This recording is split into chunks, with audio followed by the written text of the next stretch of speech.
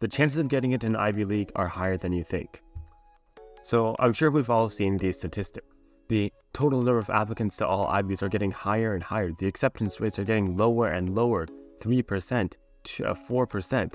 And it seems basically impossible to get into an Ivy League school. Well, I'm here to tell you today that that's not the truth. So from what the data shows, right, there were 410,000 applicants to Ivy League schools for the class of 2027, so people who applied in 2023. That's a lot of applicants. And it seems like, hey, if they're only accepting maybe like 20,000 people, how are you supposed to get in? Well, this is really kind of an outlier. You see, post-COVID, the amount of applicants really just dramatically increased. And you can see it right here, 2024, this is the last pre-COVID year. It actually went down a bit for some universities, and then it just kept on going up. So for the class of 2025, the amount dramatically increased. That's because of COVID-19. And that's not because there's a higher influx of more qualified applicants suddenly deciding to apply to Ivy League universities.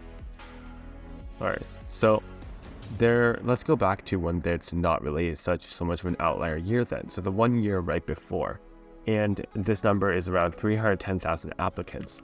Yes, this number is it's a bit lower than some of the previous years for some universities, but it'll be around the same as the people who applied for the class of 2023. So for class of 2024, 310,000 applicants. The thing is that applicants are not equal to applications. This is one thing that I think a lot of people don't realize, or they don't really take into account when they're looking at the acceptance rates of these top tier universities, right? So each applicant, at least from this one Reddit post I looked at, there's 4.2 average Ivy League universities that they apply to. Now, you can see the number I put up on screen is 3.8, and I'll show you why in a second, but you can see that each applicant is on average applying to around 4 Ivy League universities. So what we can do then is we can divide the total number of applicants. But first, this is just some r/applying to college, and I lower the number a bit because obviously the demographic of people on this website are going to be more concentrated in people who are applying to a higher amount of university and people who are more serious about university, and less people who don't really care that much. So I did decide to lower the number a bit. If you add up all the results from this page, which is really it's kind of unreliable data, it comes up to around 4.2, but I lowered it to 3.8. So if you do all the number crunching, you get around 80,000 applicants to Ivy League schools in the class of 2024. But that's not all, right? So this is from the official Yale website. Only around 3/4 of the students who apply for admission are actually qualified to do the work at Yale. And that's the same for most universities, around 75-80%. So we can divide that number even more, right? We go from 80,000 to 67,000, right? So we've went from the original number of around 400,000. I'll explain why we went from 400 to 300,000 in a bit. We went from 300,000 all the way down to 67,000 people. And so how did we do that? By understanding the data a lot better. And so here, from all the Ivy League websites, I just added up all the numbers. There are about 21,900 total admissions. So letters of admissions get sent out each year, around this many. But obviously, you might understand, people can get admitted to more than one university. So this doesn't really take into account all the data. So we unfortunately have to lower the number to show the amount of places. There's 15,000 total places at Ivy League schools. So around 15,000 students each year matriculate at an Ivy League university. All right, so to find out our IB admissions rate, divide the amount of people. So 15,000 here is the amount of people who the amount of places. This is the amount of people who are qualified to apply and actually have a chance of getting in. 22% chance of admission to at least one Ivy League university. And this number gets even higher when you include these other universities like University of Chicago, MIT, Stanford. These are all very, very top tier universities or colleges. Sorry, I'm Canadian, so we call it universities up here. But these are all very, very top tier schools that you can apply to. And if you add in all these schools, obviously you'll know that this 22% goes even higher. So in reality, if you're applying to like all these Ivy League universities and all of these like top tier what they call the Ivy Plus universities, you have a pretty good chance of getting into at least one. And let's say you're in the top 50% of applicants, you have a very, very good chance of getting into at least one university.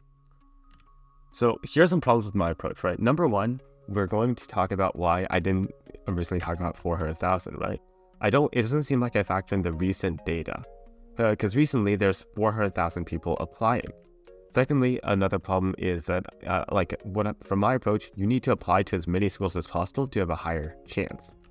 Third, I don't factor in legacy, special circumstances, anything like that.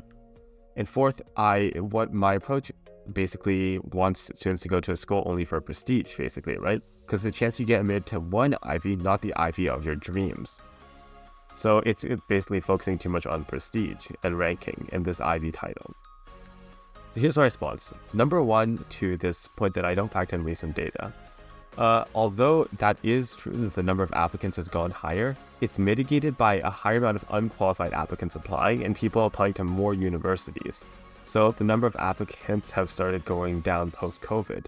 Unfortunately, the graph I showed wasn't that up to date, but from the class of 2026 to class of 2027, the amount of total applicants at Harvard actually went down around 5,000 students. So you can see that there's really just a COVID boom here. And also, it's not just that people are, there's more unqualified applicants, people are just applying to more universities. So for example, in that old Reddit post I showed, that was from 4 years ago, but I can say with almost certainty that because people have more time, there's market boosting because of all this online stuff, etc., etc. The amount of people that are actually, the amount of universities that each person applies to has grown a lot during the COVID era. Second is that I force students to apply to as many schools as possible, and obviously this can lower the quality of each application, etc., etc. And I think this is actually a valid criticism. It does make my data a bit less valid because you are forcing students to apply to as many schools as possible. Third, it's that I don't factor in legacy and special circumstances. So unlike the last point, I don't think this one is that fair, but it still has a bit of merit. Legacy is around 10 to 15% of admits, but many of the people who apply for legacy are still qualified, and they would be considered under the Yale 75% of people who are qualified to apply to universities, or if we're qualified to study at Yale. Many of them apply to multiple universities. They don't really just apply to one university, and there's very little donated building people. It might seem like there's a high amount. There's not actually that many people who do this kind of donated building, do $1 million donation kind of thing. I would say at most it would decrease the acceptance rate that I put originally from 22% to around 20%. But this is not a huge decrease, and it also is kind of a bit of a over-exaggeration of how much legacy actually impacts the admits. And finally, the going to schools only for prestige. Unfortunately, we have to agree or concede this point here as well. If you're doing this, like this strategy which I said, where you apply to a bunch of universities and you maximize the probability you get into at least one Ivy, it is pretty unfair because you do end up going to schools only for prestige, applying only for prestige, and not really the school you like the most.